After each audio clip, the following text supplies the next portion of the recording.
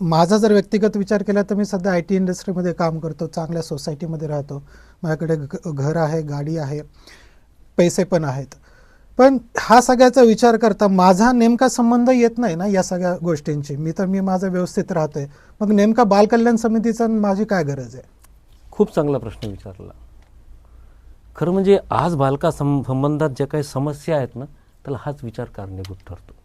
कसं काय? प्रत्येकाला असं वाटतं याची मला गरज नाहीये.